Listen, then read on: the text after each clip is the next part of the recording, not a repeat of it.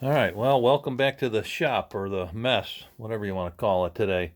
Show you the new tool I got for Christmas time.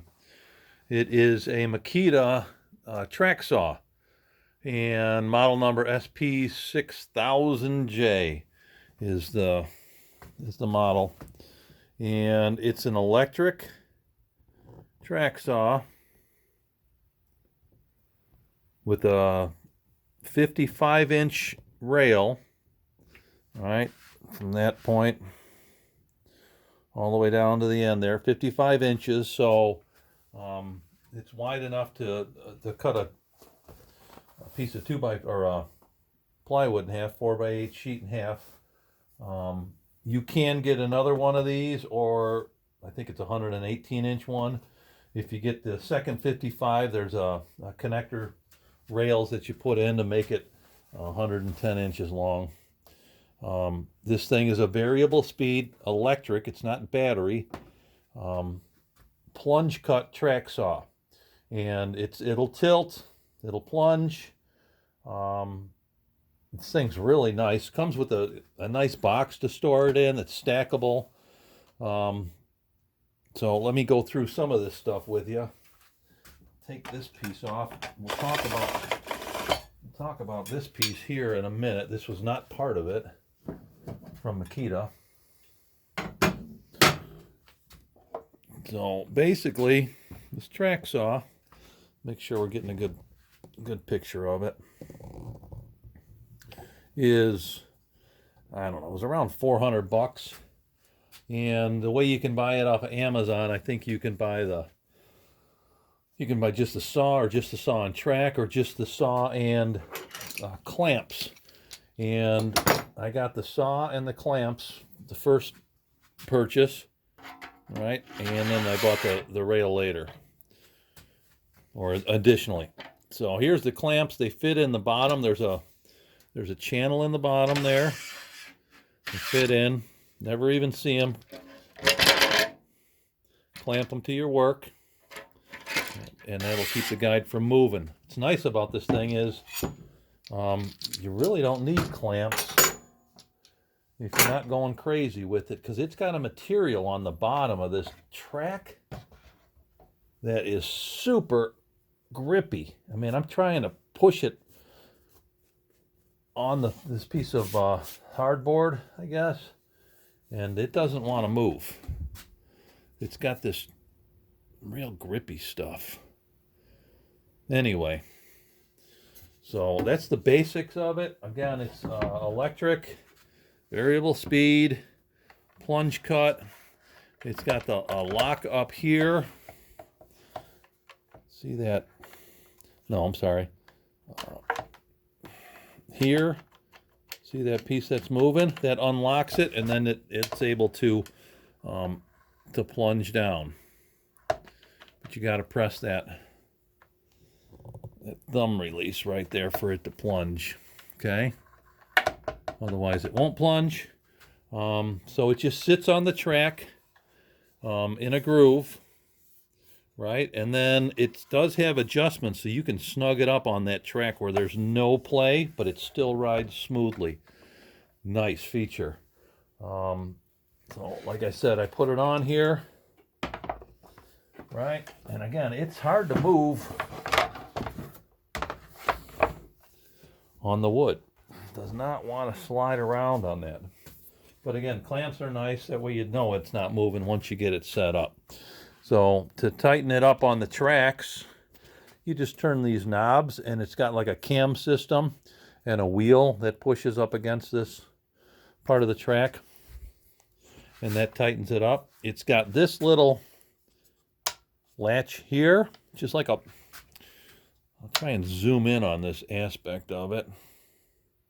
See that washer, that disc that comes out, right? That fits in there, and there's a groove in this rail of the track here. You can't see, but it fits in there, so this thing is now locked on the track, so it can't, it resists coming out of there, making a mistake or something. It just kind of locks in there. That's a nice feature. Like I said, it's a 6.5-inch blade, so the plunge is not real deep. right? But for what I do, for sheet goods, it's plenty. It's got a depth stop here. I'm trying not to zoom in too much. Turn this thing around. So this depth stop here, right? Goes up and down. Full cut. It's in metric, right? There's some other features in here. Again, variable speed. This thing sits on the track, glides on the track like butter. I mean, it is really nice. There's no slop in it. Okay. Oh, no slop in it. Glides. And what you do is, initially, you put your saw on here, you get it adjusted to the track so there's no slop in it. And then you take a cut, and there's this black edge here, which is a little wider than the saw blade. And your first cut will trim this exactly where your cut's going to be. So if you want to just mark your plywood out, you can put this thing right on your line and it's going to cut exactly right there. Okay? That's kind of nice. So that's the gist of this track saw. It's super accurate. The blade is real nice. Gives right out of the box. It doesn't come with dust collection, but the only place that I see dust coming out of this thing is this port. So I need to get dust collection hooked up to this thing. I don't see any dust coming anywhere else other than shooting right out of here. So I'm assuming once I get dust collection hooked up to this, it'll be real nice. It would be nice if it came with a bag, right? But it didn't, and I don't have any extra or dust collection bags off of my sanders or anything that fit onto that. It's 1.5 inches. So that's that aspect of it, okay? So in order to get square cuts, I mean, your first initial cut, you set this thing up. Let's say you're doing a full sheet of plywood or whatever, and you want to get a reference, a straight reference cut. Basically just like on a brand new sheet of plywood or something, you just want to take off just enough, clean up that edge with this thing, right? And now you have a reference point to work from, and now you can start working off of that and squaring up your sheet good. So that causes a problem, because how do you know it's square? You'd have to get a square, and if you put this thing right, you're going to make this cut next. I'm probably not doing this in the best spot. I'm going to move my camera just a little bit.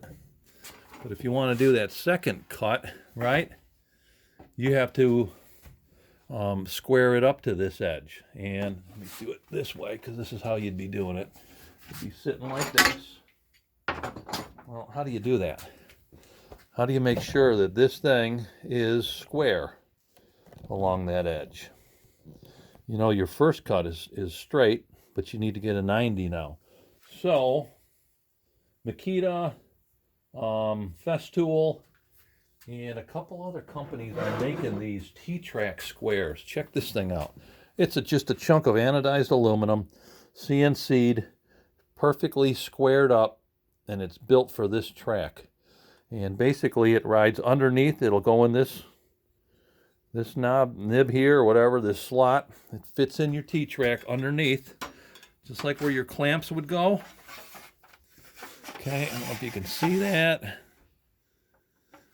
All right, so it's sitting underneath there. It's not falling out now. You slide it up, and this clamp right there will clamp to the T-Track. There's your 90 right here now. So now you can take this thing, and considering this thing is so grippy, kind of hard for me to do out here. It's just a small board that I'm working with, but you would just hold it square up to this edge right there. Put your saw in there, right? Put your saw in the groove. Either clamp this down with the clamps, like I said, underneath it, or I see guys just holding it there and holding it. And now you have your 90, and now you can start working off of that. So you can Again, you can work off of that. But once I get sheet good busted down, I could put it on my table saw. My table saw's trued up. So the big thing though is just getting a good 90, busting down my sheet goods and giving me one good 90 to work with. But this thing alone was $200 shipped. And it's from a company called TSO, and I'm not so sure where they're at. It's American made. I don't know what state they're in. But they sell a GRS 16. This is a PE, and they sell a GRS 16, just a straight one, and the straight one, or the GRS 16, you can only use it on this edge. But this thing here, the 16 PE, I can use it on the back edge or the front edge off of these two reference points here. Right? The other one didn't have that option, so you'd have to always be working off of this back edge here. But this one here, if I needed to, I can slide it, you know what I mean, all the way to the other end. And if that was my reference point, I can work off of that edge and still cut that way. But I opted for this one. I have one more tool coming, or accessory for this thing coming. And they're parallel guides, and I'll explain that when they come in.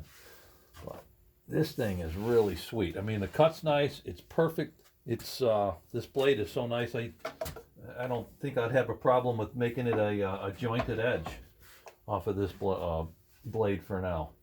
But again, you just get that thing where it's squared, right? Just square it up here, and then one guy said, well, just drop it down on there. You know what I mean? Square it up first, and then just drop it down. And there's your 90. So all in all, this thing, by the time I'm done with this system, right, with the saw, with the track, with maybe another track, and with the parallel guides, we're talking up to probably close to $1,000. So maybe just below that, maybe 800, 900 bucks for this, just to get good, clean, consistent cuts with sheet goods and other things too. You can cut up smaller boards with this thing.